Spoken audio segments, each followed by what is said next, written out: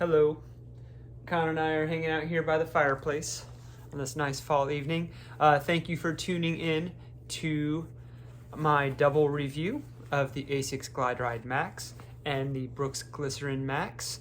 I picked up both of these at around about the same time and have quite a few miles on both of them. And they are shoes with a lot of crossover that I'm going to compare in this double review here. And as you'll notice if you clicked on the link, the Mizuno Neo VIsta features pretty heavily in this video as well, and we'll talk about why later. But let's go ahead and get into it. I'll do the unboxing and the specs and features and the fit for both of these shoes, and then we'll get into our shoe off. ASICS Glideride Max specs and features. There it is. I picked these up at Charlotte Running Company. I did get these on a discount for participating in Around the Crown 10K. Yeah, these look nice and sharp. So specs and features. Sorry, my car is pretty dirty. The drop and the stack height, those are the big features of this shoe. I've seen it in a couple of different sources. The heel height being at 46 millimeters and the forefoot height being at 40. I've also seen 44, 38. It's gonna be a max stack shoe and it's gonna have a 6 millimeter heel to toe drop. I've also seen the weight listed at 9.9 ounces for a men's size 9, which is 281 grams. I have a men's 9.5. We'll weigh it when I get home at some point, and I will put the weight right here. ASICS Glideride Max, weight, left shoe, 9.9 ounces, pretty close to advertised, and that is 281 grams. Con's trying to get in the picture here. And then the right shoe, come on buddy. 281 grams, so exactly the same to the gram. So yeah, the upper looks and feels nice and plush, a nice, very padded, very structured heel counter with a pull tab here that seems pretty substantial. The tongue is also pretty thick. Looks pretty comfortable and looks like there will be no danger of any kind of lace bite. The laces are, oh, I thought they were tube laces, but no, they are just thin, flat laces, but I don't think they'll have any problem staying tied. Looks like an engineered mesh upper. Looks dual layer at least. It looks fairly thick, but there's enough structure here that I think it'll stay off the foot.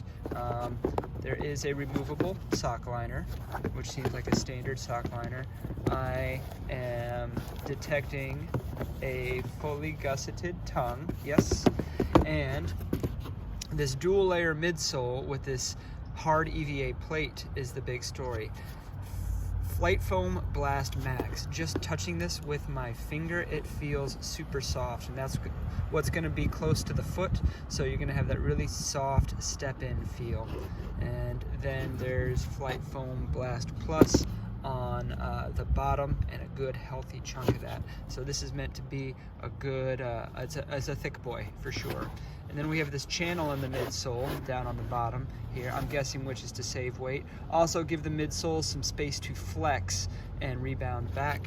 And ASICS grip rubber placed along the perimeter of the outsole, except for that little spot in the heel right there. But it looks like it's going to be decent coverage. We will see about the wet grip if I get a chance to run in on wet roads. This is Future Chaz letting you know that the wet grip was actually pretty good in the Glideride Max, better than most ASICS shoes. All right, specs and features. Okay, the fit of the ASICS Glideride Max.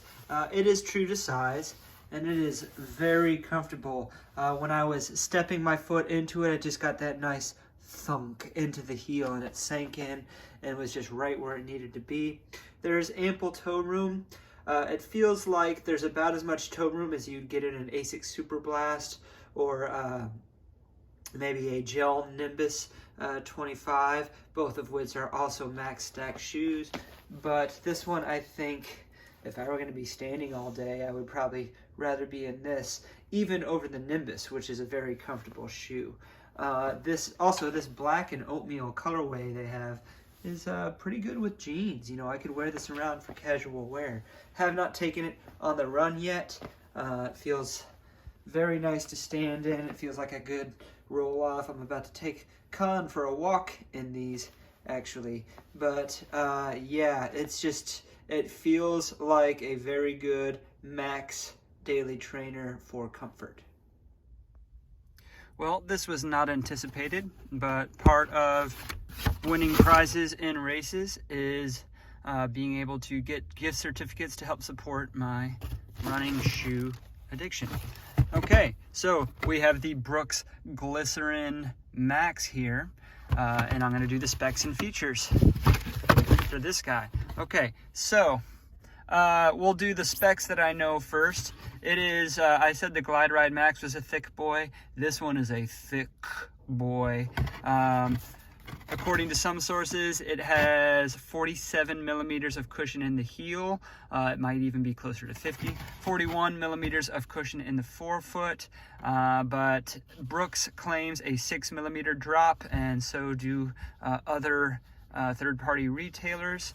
DNA tuned midsole, which means they have this core of soft bouncy cushion inside this EVA carrier here. I'm not sure whether this EVA is supercritical on the outside here. It has that supercritical feel to it. It looks like a generous supply of strategically placed outsole, and it feels pretty grippy actually, and yeah, it looks like traction probably won't be an issue. Future Chaz again here. Indeed, traction was even better with the Glycerin Max than it was with the Glideride Max, even in wet conditions. A big, thick upper, just with lots of foamy cushion there, lots of creamy cushion. There is an elf flare on the heel to keep it off the Achilles. A big, thick tongue, which is, I'm trying to figure out if it's, I'm trying to do this with one hand. It does not appear to be gusseted. Also have big, thick, tube-like laces. Everything is big and thick about this shoe. Sock liner is removable. I can dig it out of there, but it's stuck in there nice and well. So yeah, the weight, Brooks claims 10.5 ounces or 297 grams for a men's size 9. There are some third-party retailers, online retailers, that say it's closer to 10.9 or 309 grams. This is a men's 9.5 that I have, which I'm assuming is true to size. So I'm going to put the weight for the 9.5 right here. All right, Brooks Glycerin Max weight. Left shoe, 11.0 ounces, big boy. That comes out to 311 grams for a men's 9.5. Right shoe,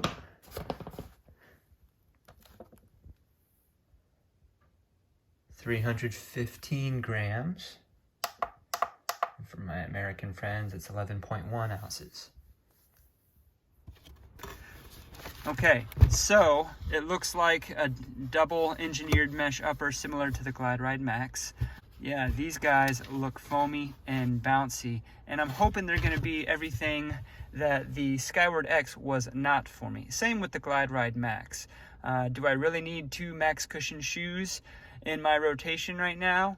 Probably not, but I will probably use both of them because I'm in the thick of marathon training, and I'm going to train for another marathon right after Houston, so they will get used.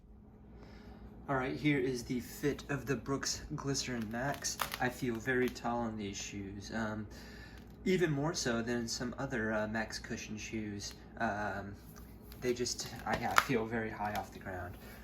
The forefoot room is very adequate. I have a perfect thumb width there. It is a high volume fit, although not as high volume as I was led to believe from hearing other people review the shoe. There is some lateral room there, but this thick padded upper does seem to hug the foot well.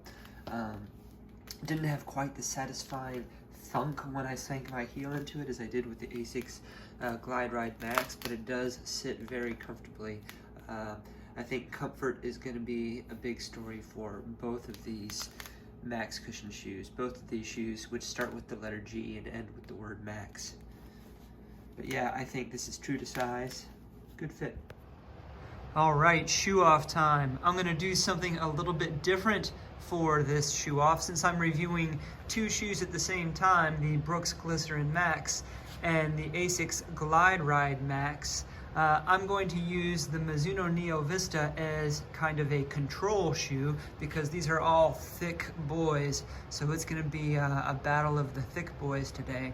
And I'm gonna do a run with the Neo VIsta and the Glideride Max together, and then a run with the Neo VIsta and the Glycerin Max together, and then a run with the Glycerin Max and the Glideride Max together. So it'll be kind of a round robin, and that'll give me some insight into more of the Max cushion world. Notably absent here is the Hoka Skyward X, and that's because I sold my pair. I just couldn't get it to open up for me. So before you even ask in the comments, that's why it's not included here. All right, here I have the Mizuno Neo VIsta and the ASICS Glideride Max, and very soft, both of them. Very high stack height, very comfortable shoes, both of them. I would say the Neo VIsta is softer, even though it has a plastic plate running the whole length of it. And I think that's mainly because that Energy NXT foam is just the softest EVA blend I've felt in a long time. The foam that's in the Glideride Max, the Flight Foam Blast Max and the Flight Foam Blast Plus combination, I think there's also an EVA plate in there. It's still very soft, but it feels a lot more stable. So I think if I were wanting to be on my feet all day, I would rather have the Glideride Max. As far as which one I'd want to do a long run in, that might just be whatever I feel like that day. The Glideride Max has a very plush and comfortable upper that is pleasing to step into. The Mizuno Neo VIsta has that knit upper that I really like, but it's not something I would want to be in a non-running context. Okay, I've got the Brooks Glycerin Max and the Mizuno Neo VIsta, and these shoes are a lot more different than the Glideride Max was from the Neo VIsta. The Neo VIsta is still softer. It's one that you really set into the midsole and bounce out of kind of slowly or steadily. It feels really great, really soft, really bouncy, but it's a slow bounce. Whereas the Glycerin Max, by comparison, firm wouldn't be the right word. Maybe a little punchy, but it certainly doesn't feel like it's as soft as you'd expect that huge midsole to be. I feel like if I pick up the pace a little bit more, I might get a little more response from the Glycerin Max. And it is the heaviest out of these three shoes. I'm not really noticing it that much, but yeah, if I were to put these shoes in a line, I would think as far as the firmest response, the Glycerin Max would be on the one side, the Neo VIsta would be on the other, and the Glideride Max would be somewhere in between. It'll be interesting to get the Glideride Max on next to the Glycerin Max. Okay, I've got the Glycerin Max and the Glideride Max on now, and these are the two that are really going head to head in this review, and both are very max stack, very soft, but have a little bit more punch than you'd expect for shoes that are so high. I think the Glycerin Max is punchier, the Glideride Max is more comfortable. And I want to talk about that comfort a little bit when I do the shoe talk, because I really need to specify how each shoe feels on foot, underfoot, and during the toe off. And I really think it's kind of insightful, as there's a lot of variation in this max cushion segment of running shoes now. And I have a place in my rotation for both of these, although I don't need both of them, but I'll continue to use both of them. All right, more during the shoe talk. All right, shoe talk time. I have the ASICS Glideride Max in this hand, and I have the Brooks Glycerin Max in this hand. And sitting on the seat over here, I have the Mizuno Neo VIsta as well. We will talk about that one as we talk about these two. Again, if you have not seen my review of the Mizuno Neo VIsta, I will include that in the link, but it's mainly about these two today. Both of these are very comfortable shoes. Both of them serve similar purposes, but I think they do it in a different way, and your own peculiar preferences will decide which one is best for you, if either of them work for you at all. The ASICS Glideride Max in the US retails at $170. It is the most affordable of all three pairs of shoes that you've seen me run in this episode here. It has a very, very soft top midsole, and it also has a very soft bottom midsole. I hear tell there is an EVA plate of some kind in between there, but I really don't feel a plated sensation. I think it probably just adds just enough stability to make it stable. As far as all of the rides, I would say it is the most comfortably stable. The Brooks is also very stable, mainly because of the profile and geometry of it. We'll talk about that in a minute. But this is probably the most comfortable shoe of the three of them to have on foot. The upper is impeccable. It is just very cushioned in a comfortable way. When I traveled to New York for a weekend to visit my brother, walk around town and run around Brooklyn through Prospect Park and then down by the piers and everything, I had this shoe because I could use it for travel, for walking around, for running around. It was just very comfortable. It is the most comfortable to have on foot, and the midsole is also very nice and comforting. The Brooks Glycerin Max is also very comfortable, not quite as comfortable as far as the upper. The midsole is very beefy and very soft, but it's a little bit firmer than the Glideride Max. It's punchy is the word I would say, because off the toe off, you do get a little bit of a spring from that DNA tuned, that core that they have inside there, that you can see that yellow color, yellowish greenish color. Brooks calls it the nightlife color, if you're familiar with their color naming schemes. And it's a little bit stiffer than either of the other two, even though there are no plates or stiffening features in there. It's very stable, mainly because it's got a big, chunky, wide profile. So you're not going anywhere in that. But it feels really good off the toe. It feels punchy. It feels like you could do a recovery day in it, but it feels more like you want to do your daily miles in it and could do a long run in it. Even though it is the heaviest of all three of these shoes, it does not feel the heaviest. It feels the most performance oriented, even though none of them are what I would call a performance trainer.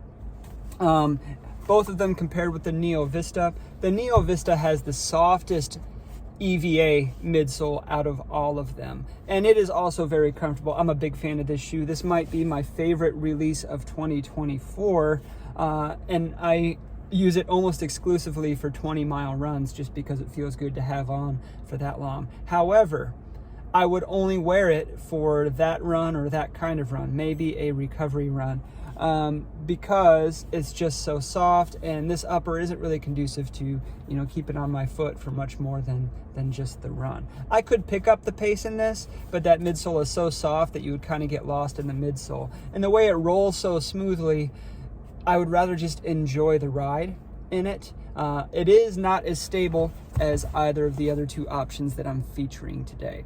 The Mizuno Neo VIsta is $180. The Brooks Glycerin Max is $200. This is the one I got the deepest discount on, so I actually did not pay anything more for this than I did for this. I got these at the same price. And I think I'm going to use the Glideride Max, as my recovery day shoe, and run in it up to 60, 90 minutes.